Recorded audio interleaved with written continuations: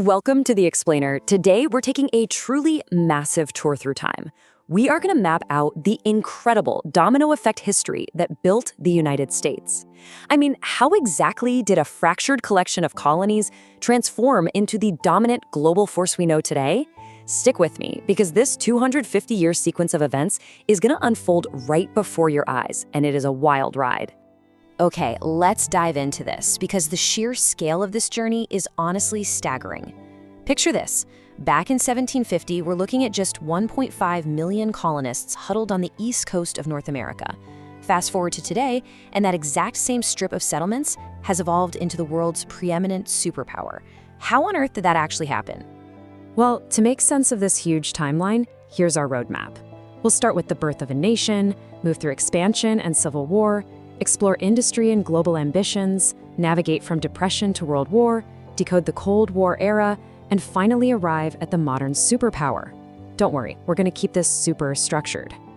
So kicking things off with part 1, birth of a nation, from colonies to independence. To set the stage here, by 1750, those 13 British colonies were already deeply divided. You had trading up north and these large plantation economies driven by enslaved labor down south. Then the first major chain reaction hits.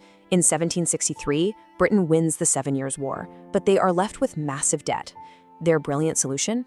Tax the colonists. Naturally, this sparks the famous 1773 Boston Tea Party protest, which launches the War of Independence.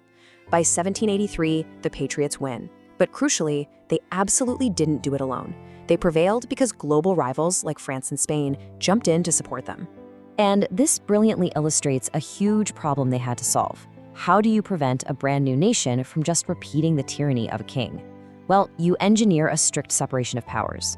They adopted a constitution splitting control into 3 branches. Congress makes the laws, the Supreme Court upholds them, and the president executes them. It's this precise balance of power that dictates exactly how the US government operates to this day. Which brings us to part 2, expansion and civil war, pushing west and breaking apart. With independence officially secured, the young nation immediately looks to the west. They adopt a really effective rule. Any new territory reaching 60,000 free citizens can become a brand new equal state. And this just sparks an explosive era of expansion. In 1803, the US buys the massive Louisiana territory. By the 1840s, they annex Texas, California, and New Mexico. But we absolutely must acknowledge the devastating human cost here. Native American tribes were systematically pushed out and relocated to reserves, with thousands tragically dying along the way. So the crucial point is this. As these new Western states form, a bitter divide erupts over one massive question. Will they allow slavery? The agrarian South relies entirely on a slave labor economy, while the rapidly industrializing North leans heavily toward abolition. This immense moral and economic tension finally snaps in 1860. Abraham Lincoln, who was hostile to slavery, is elected president, and the Southern states immediately secede. The resulting Civil War is utterly devastating. The industrial North literally starves the Confederate South with a maritime blockade. When the Union finally prevails in 1865, a monumental shift occurs. Slavery is abolished. And let's pause on this number for a second. 3.5 million enslaved people are finally freed. However, this incredible progress is immediately met with a harsh wave of segregation, racism, and the rise of the Ku Klux Klan. Moving right into part 3, industry and global ambitions, the Gilded Age. Emerging from the Civil War, the US steps on the gas, accelerating its conquest of the West with these vast transcontinental railways. Europe actually starts viewing the US as an El Dorado, and immigrants just flood in. But the domestic reality, it was harsh. An elite group of industrialists build massive monopolies, creating extreme wealth inequality. Workers, and yes, that included children, endure brutal conditions. This triggers violent strikes that are often met by armed private militias. At the exact same time, the US starts flexing its muscles beyond its borders, snapping up territories like Hawaii, Puerto Rico, and the Philippines. Then World War I erupts. Initially, the US stays completely neutral, profiting immensely by selling supplies to Europe. But after intercepting a German telegram proposing an alliance with Mexico, the US is pulled right in. 2 million soldiers cross the Atlantic, and 116,000 Americans lose their lives.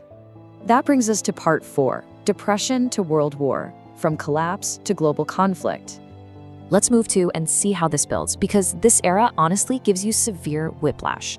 The US exits World War I incredibly wealthy, kicking off the Roaring '20s, think assembly lines, rampant credit, and underground speakeasies. But this high abruptly ends with the 1929 Wall Street crash, plunging a staggering 25% of the population into unemployment. As Europe erupts into World War II, the US tries to remain neutral again. But over in the Pacific, to curb an expanding Japan, the US imposes strict oil and steel embargoes. In direct retaliation, Japan launches a surprise attack on Pearl Harbor, forcing the US into the greatest conflict in human history. Allied with the USSR, the US defeats Germany. To conclude the Pacific theater, the US secretly develops and drops atomic bombs on Hiroshima and Nagasaki, forcing Japan's surrender in 1945. Recognizing the terrifying reality of these new weapons, the US then spearheads the creation of the United Nations to try and maintain global security. Which launches us into Part 5, the Cold War era, the bipolar world. Now, what's really interesting about this slide is how it visualizes the new reality. With Europe lying in absolute ruins, the global power dynamic shifts entirely. We're left with a bipolar world, just two huge superpowers battling for influence. And this wasn't a direct battlefield clash. It was an intense ideological arms race. On one side, the US uses the Marshall Plan to rebuild Europe and promote capitalism. On the other, the Soviet Union supports pro-communist governments, drawing an iron curtain right across Eastern Europe. To stem the spread of communism, the US gets militarily involved in Korea and Vietnam. The rivalry even escapes the atmosphere. The USSR totally shocks the world by launching Sputnik, and the US responds by landing the first man on the moon in 1969. But back on Earth, the tension was terrifying. In 1962, the entire world held its breath and narrowly averted a third world war, a nuclear apocalypse during the Cuban Missile Crisis. But let's zoom in from the global stage for a second. While the government focused on global supremacy, domestic upheaval was boiling over at home. The civil rights movement gained massive momentum, with African Americans fighting segregation through powerful, nonviolent protests. Women demanded equal pay, Native Americans fought for their rights, and as Vietnam dragged on, huge pacifist movements flooded the streets calling for peace. And that brings us to our final era, Part 6, the modern superpower, the sole policeman. Despite all its internal struggles, the Soviet Union actually collapses in 1991, officially ending the Cold War. Leaving the US as the sole global superpower, it effectively adopts this role of the world's policeman. A prime example, when Iraq invades Kuwait. Why did the US intervene so quickly? Because Kuwait held 9% of the world's known oil reserves. The US swiftly formed a coalition and neutralized the Iraqi army, really proving its unparalleled reach. But, as we see over and over, every action has a reaction. This heavy military presence in the Middle East sparked severe backlash, culminating in the devastating September 11 terror attacks on US soil. The very nature of war shifted instantly.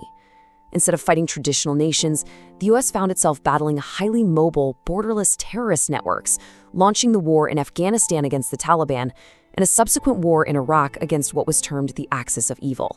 Bringing things right up to the modern landscape, the journey hasn't been without severe domestic bumps, like the massive 2007 financial crisis. Yet, the US economy showed incredible resilience, partly reviving itself through domestic shale oil. But today, this era of the sole policeman is facing increasing pushback from rising geopolitical powers like Russia and China, signaling a major shift to a really complex, multipolar world. So, from 1.5 million colonists clinging to the East Coast, weathering civil wars, global conflicts, economic crashes, and a defining Cold War, the United States has engineered a staggering rise to become the most powerful nation on Earth. But as history shows us, every action has a reaction. As new powers rise to push back on the global stage, we leave you with this. What does the future hold for the world's most powerful nation? Thank you for exploring this phenomenal history with us on This Explainer. Keep learning, and I'll catch you next time.